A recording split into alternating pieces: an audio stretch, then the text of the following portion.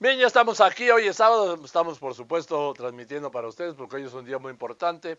Ha terminado un gobierno a la medianoche, el de Enrique Peña Nieto, y a la misma medianoche inició el gobierno de Andrés Manuel López Obrador. A las 11 de la mañana protestará el cargo de presidente de la República. Y para darle un contexto a lo que es la toma de protesta hoy y recordar cómo fueron las anteriores, vamos a hacer una recopilación, hemos hecho una recopilación para ustedes, vamos a recordar cómo protestó el cargo después de aquella tan peleada, discutida elección de 1988, cuando Carlos Salinas fue el primer presidente del PRI que no había logrado el 50% de los votos.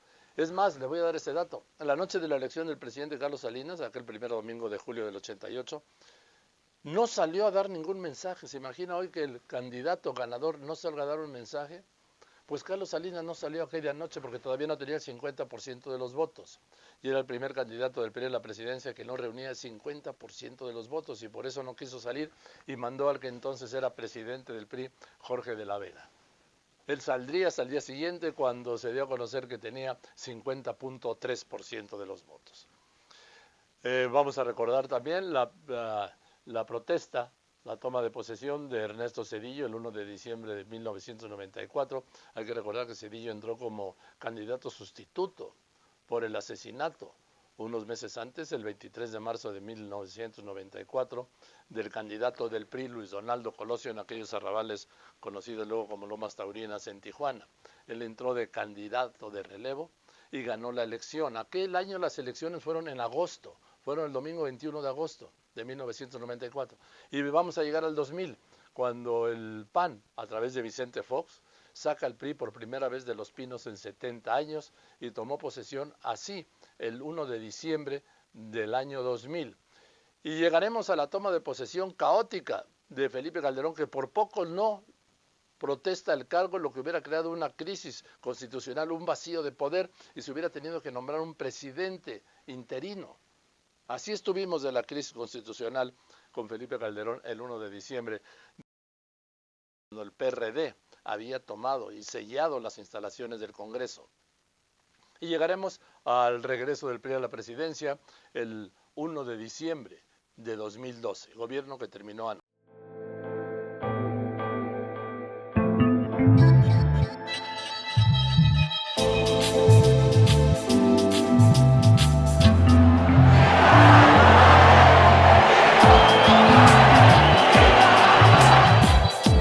Del país.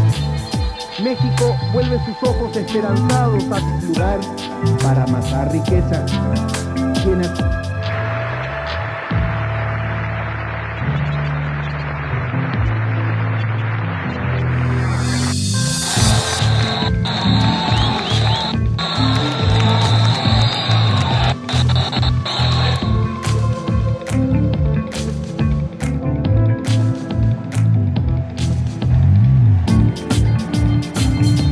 Así fueron las tomas de posición, pero sin duda la más traumática fue la de Felipe Calderón. Felipe Calderón, insisto, estuvo a punto de no tomar posesión. El Congreso, y se los digo sobre todo a los jóvenes, en San Lázaro, estaba con cadenas y con candados. Estaba tomado desde 2 días antes. Ahí durmieron los diputados del PRD, habían tomado la tribuna. Era un lugar inaccesible. ¿Y cómo logró entrar Felipe Calderón? Él lo narra aquí y reconoce que estuvo a punto de no protestar el cargo de presidente de la República en lo que llegó a llamar un intento de golpe de Estado. Así lo recuerda Felipe Calderón. Felipe Calderón, el famoso expresidente, me dijo algo muy delicado, que se intentó un golpe de Estado aquella noche en los siguientes 3 días de las elecciones, que culminó con el bloqueo al Congreso el 1 de diciembre. Déjame rectificar entonces, porque es una expresión muy seria, juez. Sí.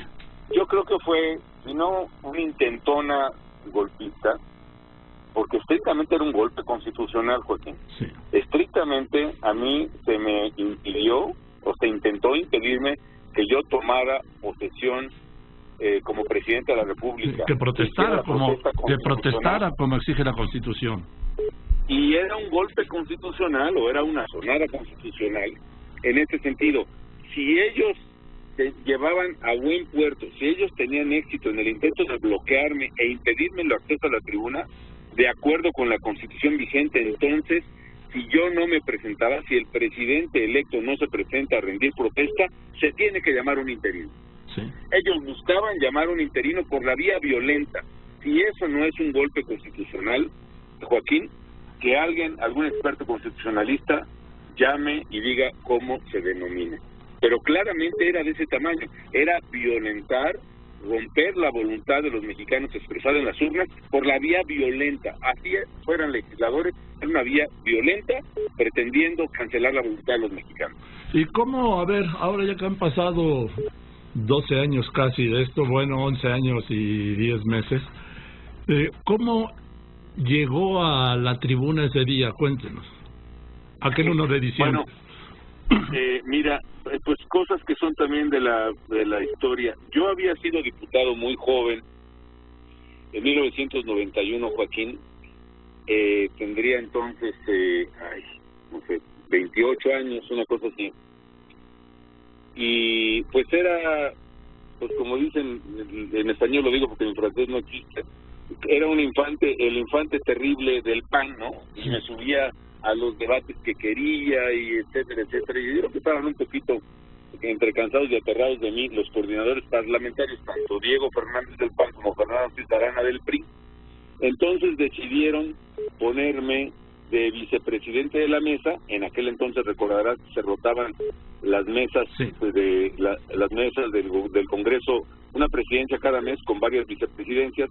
Me pusieron como vicepresidente del PAN, que le daban una, en este caso al PAN y otra al PRD, como para tenerme quieto ahí en la técnicamente llamada la periquera, ¿no? Y efectivamente yo estaba quieto porque yo levantaba las actas, pasaba lista, estaba atento a los oradores, etcétera. Me gustaba el debate parlamentario, pero ahora teniendo que controlar el debate, hice lo que por cierto no ocurrió el día de ayer en la Cámara, tomar mi papel como miembro de la mesa directiva y no como uno de los diputados que debaten. Bueno, en eso el presidente Salinas envió a la Cámara 2 iniciativas de reforma constitucional muy importantes: la reforma en materia de agraria del 27 constitucional y la reforma en materia de relación Iglesia-Estado, mismas que se empezaron a complicar incluso en el PRI, la parte del artículo 27, porque el sector campesino comenzaba a protestar y había el miedo de que no dejaran pasar la reforma del 27, y en materia Iglesia-Estado, pues la parte más, aquella vertiente masónica que entonces era muy fuerte del PRI, también estaba medio respingando. Entonces había que pasar rápido a esas reformas a discusión y votación, pero resulta que quien era presidente de la Cámara era un líder obrero del PRI, obviamente, que pues con fuerza política en el PRI y en la CTM, pero que no tenía ningún conocimiento ni manejo parlamentario. Entonces, tanto Diego como Ortiz Arana me dijeron pues, que si podían confiar en mí.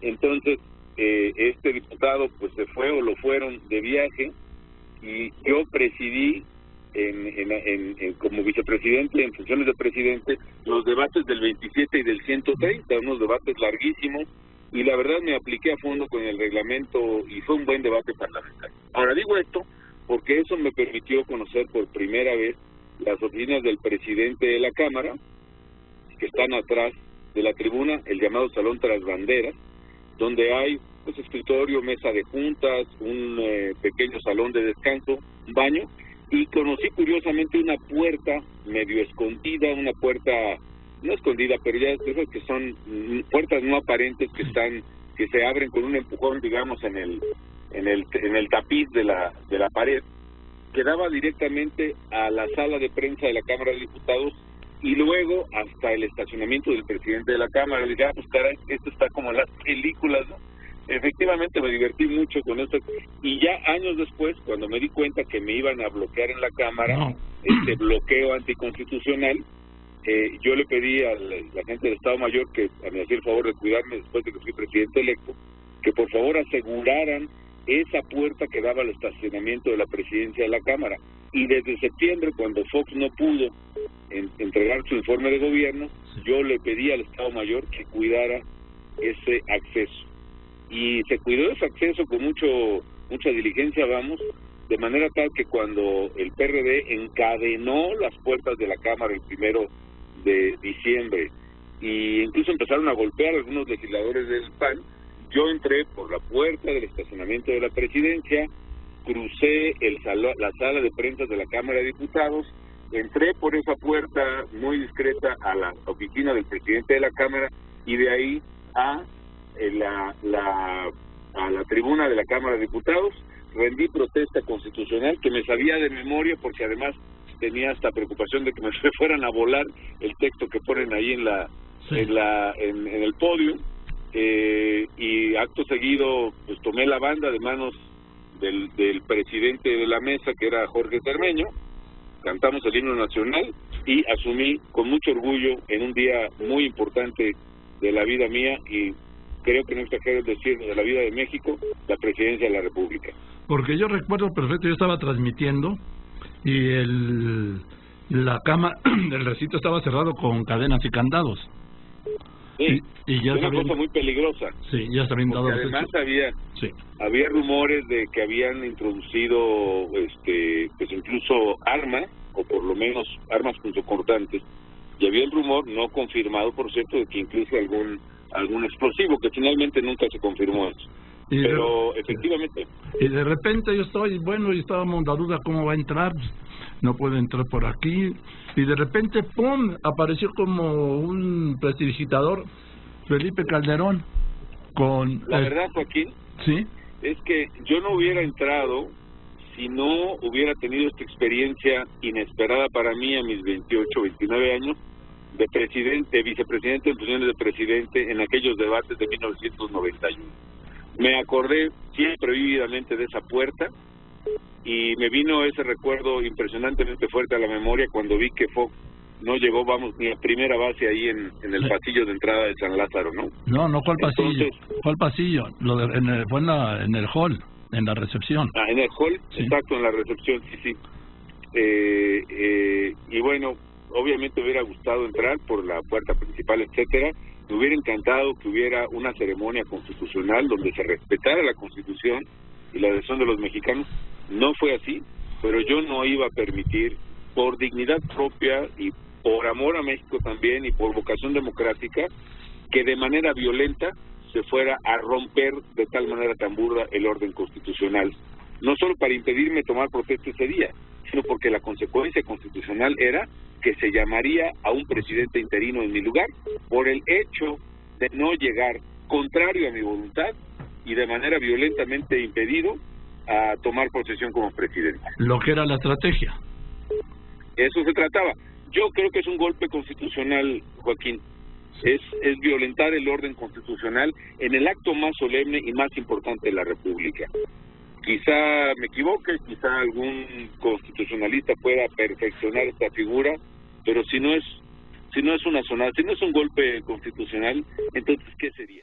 Bien, así fueron aquellas tomas de posesión. ¿Quién es Andrés Manuel López Obrador? Sí, muchísima gente lo conoce, todos los mexicanos lo conocemos, pero esta ha sido su vida.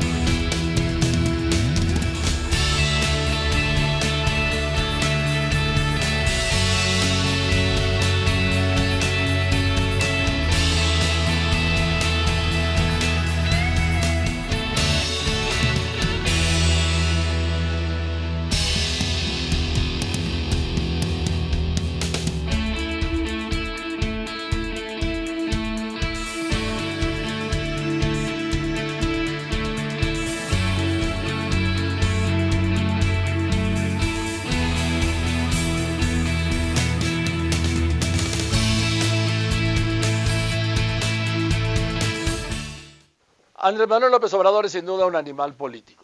Él buscó la presidencia de la República en 2006 y no lo logró.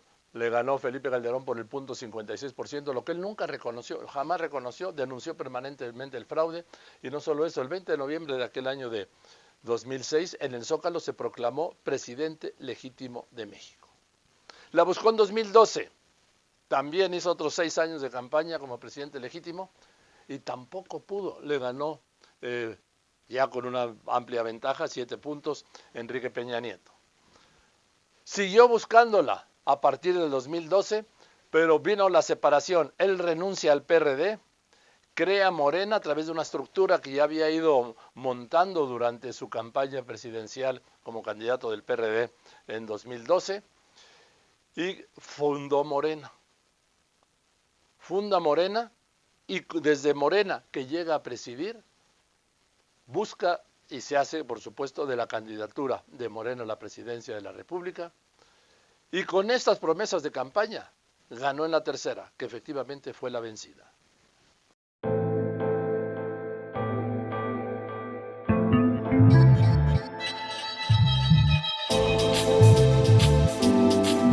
Vamos a garantizar las libertades, la libertad de prensa, el derecho a disentir, el derecho a la diversidad sexual, el respeto a los derechos humanos. Los expresidentes de México reciben una pensión en total de 5 millones de pesos mensuales.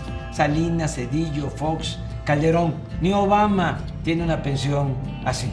Vamos a rescatar al campo del abandono en que se encuentra y vamos a producir en México todo lo que consumimos.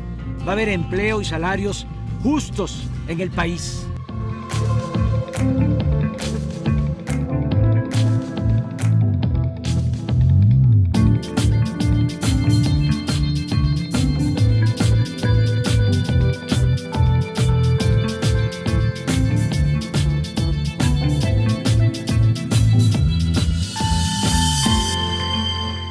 Lo resumo en una frase.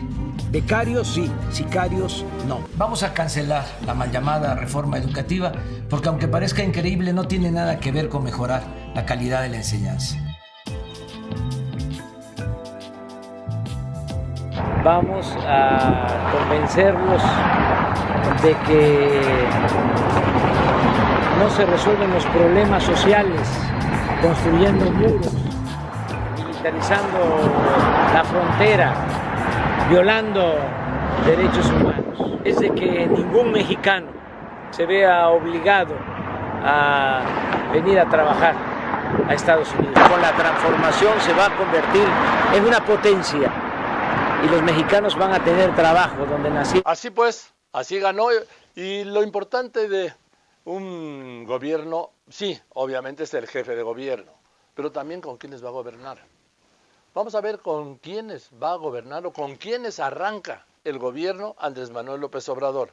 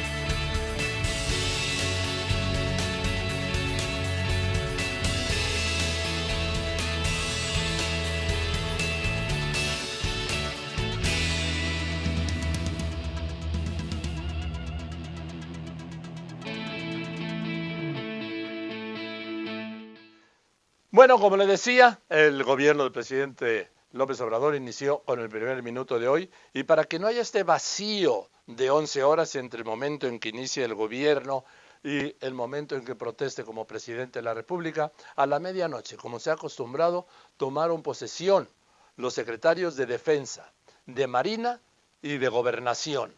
Me estoy refiriendo al almirante Rafael Ojeda, al general Luis Crescencio Sandoval y a la exministra de la Suprema Corte de Justicia, Olga Sánchez Cordero. Así pues, se llena ese vacío. Soldados que ahora, bajo su mando, seguirán actuando con esos mismos valores para coadyuvar con el proyecto de nación del presidente en turno. Sin duda, ante la nueva transición democrática, se enfrentarán nuevos y diferentes desafíos, pero estoy seguro que con su vasta experiencia, temple y valor, y con el firme respaldo de su equipo de trabajo y de todos los que tendremos el orgullo de estar bajo sus órdenes, sabrá encontrar las mejores soluciones para salir adelante. Hoy, los integrantes del Ejército de la Fuerza Aérea podemos estar ciertos que quedan bajo la dirección de un hombre cabal e íntegro, un alto mando que seguirá velando por su bienestar y el de sus familias, un alto mando que velará por aquellos que dieron gran parte de su vida al servicio de la patria y que hoy se encuentran en la honrosa situación de retiro. Para concluir, permítanme formular mis mejores deseos porque todos los proyectos que emprenda sean coronados por el éxito, por el fortalecimiento de nuestras Fuerzas Armadas y por el engrandecimiento de México. Enhorabuena a mi general secretario por esta elevada responsabilidad que inicia. Manifiesto a usted mi subordinación y respeto. Me reitero ante usted, como lo dicta nuestro lema, siempre leales. Muchas gracias.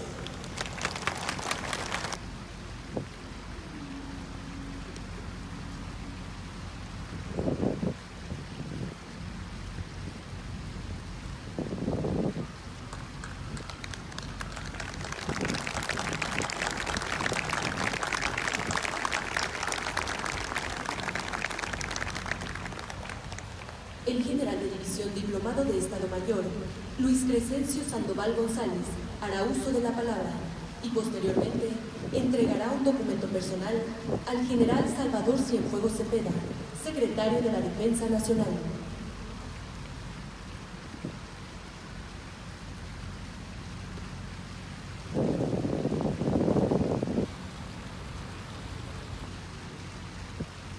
General Salvador Cienfuegos Cepeda, secretario de la Defensa Nacional. Distinguidos funcionarios de la plana mayor de esta secretaría. Generales en la honrosa situación de retiro.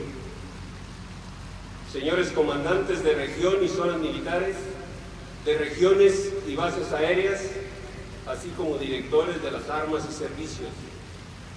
Señores generales, jefes, oficiales, tropa y cadetes del Ejército y Fuerza Aérea, compañeros de armas, respetables familias y amigos que nos acompañan, representantes de los medios de comunicación. Buenas noches y bienvenidos todos.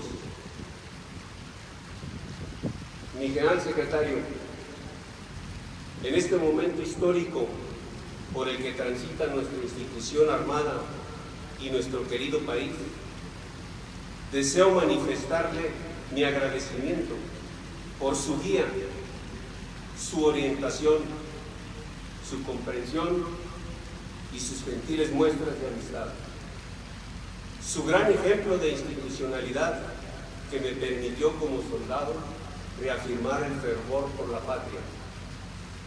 Durante mi desempeño en su Estado Mayor como subjefe operativo, tuve la invaluable oportunidad de recibir de usted valiosas enseñanzas sobre el análisis de diferentes problemáticas y la forma de arribar a la toma de decisiones.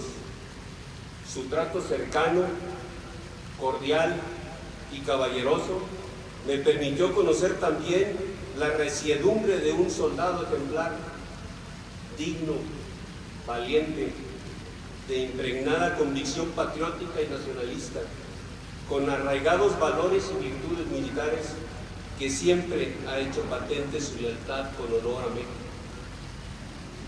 Para usted, todo mi respeto y admiración, porque además de conducir con éxito los destinos de la institución militar, ha sabido ser artífice de su modernización.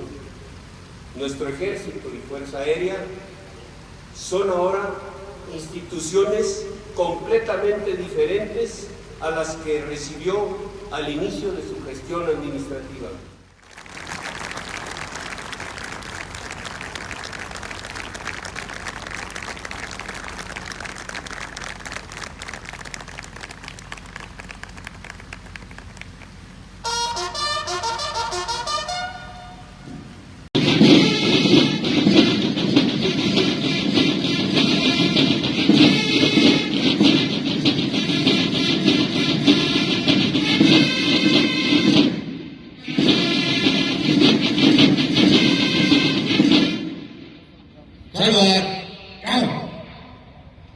Orden. Secretaría de Marina Armada de México, Cuartel General del Alto Mando. Orden extraordinaria del expresado del día 1 de diciembre de 2018, comunicada en la Plaza de la Ciudad de México. Guardia y servicios para hoy, los nombrados. Disposiciones. Por acuerdo del ciudadano presidente constitucional de los Estados Unidos mexicanos, con fecha 1 de diciembre de 2018, ha sido designado como secretario de Marina y Alto Mando de la Armada de México el ciudadano almirante José Rafael Ojeda Durán. Lo que se comunica a todo el personal en plaza para su conocimiento y debido cumplimiento de orden del ciudadano almirante del Cuerpo General Diplomado de Estado Mayor, comandante Mario Carvajal Ramírez, comunicada al ciudadano contraalmirante del Cuerpo General Diplomado de Estado Mayor, jefe administrativo del Cuartel General del Alto Mando, y este a su vez al ciudadano capitán del cuartel en la fecha. Saludar. ¡Chao! Para continuar con esta solicitud.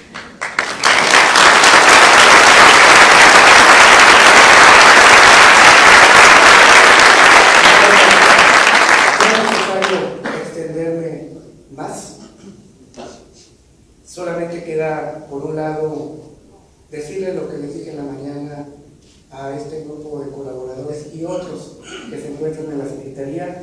La mejor forma de reconocerles a todos ustedes su trabajo, su apoyo, su solidaridad, su cercanía, es decir lo que decía un mexicano inmortal de todos, Octavio Paz, que la mejor manera de decirlo es decir la palabra gracias. Porque esa palabra nace del corazón y nace del alma. Mil gracias a todos ustedes.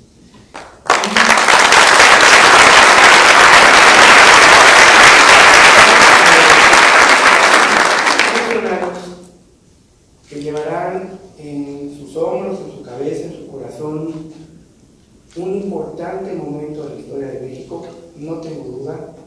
Desearles también de corazón todo el éxito que se merecen y todo el éxito que merece este país para tener mejores condiciones de igualdad, de justicia social, de la llamada justicia real y auténtica a todos los mexicanos. Muchas gracias y bienvenidos a su casa.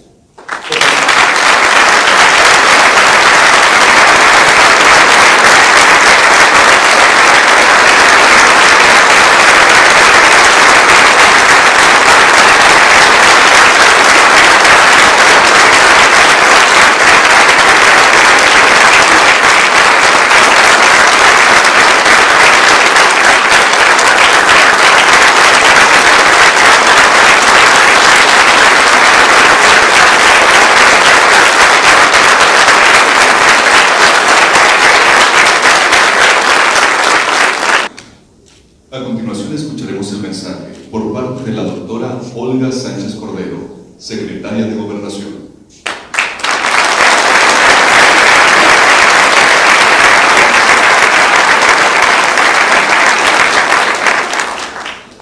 Maestro Alfonso Navarrete Piedra, queridísimo amigo, señoras y señores colaboradores del secretario Navarrete, funcionarios de la Secretaría de Gobernación, señoras y señores subsecretarios de Gobernación, amigas, amigos que nos acompañan en este significativo evento, a los medios de comunicación, muchas gracias por su presencia, querida familia. En unas horas, quien ya es en este momento presidente constitucional de los Estados Unidos mexicanos, Andrés Manuel López Obrador, rendirá la protesta que la Constitución le ordena ante el honorable Congreso de la Unión. Culmina la etapa de transición entre el gobierno que acaba de concluir y el que inicia. Hoy comienza la cuarta transformación de la República, que encabeza nuestro presidente Andrés Manuel López Obrador. Quiero agradecer sinceramente a mi amigo, y subrayo, mi amigo de tantos años, el maestro Alfonso Navarrete, así como a sus colaboradores, su amabilidad, su buena disposición y voluntad de cooperación para los trabajos de entrega-recepción de la Secretaría de Gobernación. Lo hago a nombre propio y de los 3 subsecretarios que me acompañan, el licenciado Zoe Robledo, el licenciado Alejandro Encinas y la maestra Diana Álvarez. La periódica renovación del gobierno es uno de los elementos de democracia. Hoy da inicio el cumplimiento del mandato popular que se manifestó en las urnas el pasado mes de julio. Como secretaria de Gobernación, como responsable de la política interior, habré de cumplir con las responsabilidades que la Constitución y la ley me asignan y ejerceré plenamente las facultades que se me confieren. La gobernabilidad democrática es nuestra tarea. La cumpliremos apoyados en los principios y valores de la República, los que consagra nuestra Constitución en su artículo 40. República representativa, democrática, laica, federal, compuesta por los estados libres y soberanos en todo lo que se concierne a su régimen interior, pero unidos en una federación establecida según los principios de esta ley fundamental. Así lo mandata la Constitución. A estos principios, que son resultado y herencia de las luchas de nuestro pueblo, habremos de sumar los que la cuarta transformación aportará. El primero de ellos, el de la democracia participativa y sus instrumentos. Son numerosos y complejos los retos que tenemos que afrontar. Lo haremos con fortaleza, con la fortaleza que otorga al nuevo gobierno la voluntad popular. Lo haremos privilegiando siempre el diálogo, escuchando a todos, a mayoría y minorías, pues en democracia todas las opiniones pueden expresarse y todas merecen ser atendidas. No quiero terminar sin dar las gracias a todos los que están aquí presentes. De mi parte, muy especial, a mi familia, a mi esposo, a mis hijos, a mis hermanos políticos, a mis amigos. Esta noche es tan importante para mi vida personal como servidora pública. Y por último, la política interior de este país tendrá una visión distinta, la de los ojos de una mujer. Muchas gracias. Y también este se lo doy como es, porque es un antecedente histórico. A la medianoche tomó posesión el primer gobernador en la historia de este país surgido del partido Morena. Sí, en los próximos días lo protestarán otros 4, pero el de anoche en Veracruz, Cuitlagua García, fue el primer gobernador en la historia, candidato de Morena, que asume el gobierno de un estado, Veracruz. Esto guardar y hacer guardar la Constitución política de los Estados Unidos mexicanos, la del Estado y las leyes que de ambas emanen, y desempeñar leal y patrióticamente el cargo de gobernador que el pueblo me ha conferido, mirando en todo por el bien y la prosperidad de la nación y el estado de Veracruz de Ignacio de la Llave. Y si así no lo hiciere, que la nación y el estado me lo demanden. Bien, así pues, ya tomó protesta y tuvo que venirse de volada en la madrugada Cuitlao García como primer gobernador de un estado y nada menos que del estado de Veracruz, emanado genuinamente de las filas de Morena. Seguimos aquí en lopesdoriga.com para usted. Quiero decirle que está por llegar al Palacio Legislativo Andrés Manuel López Obrador, que está por llegar Enrique Peña Nieto, el presidente saliente. El presidente Peña Nieto lleva la banda que le mandaron anoche de la oficina de Andrés Manuel López Obrador, porque esa es la banda de López Obrador. Y así se acostumbra. El presidente saliente le mandan la noche anterior la banda que va a entregar a su sucesor a través del presidente del Congreso. Así que pues, qué paradojas de la vida, ¿no? Enrique Peña Nieto va a llegar al Congreso con la banda de Andrés Manuel López Obrador, se la quitará ahí, se la entregará a Porfirio Muñoz Ledo y Muñoz Ledo se la entregará a Andrés Manuel López Obrador, se pondrá la banda y protestará el cargo. Esto ahí, y vamos a ser testigos aquí en vivo en lopesdoriga.com.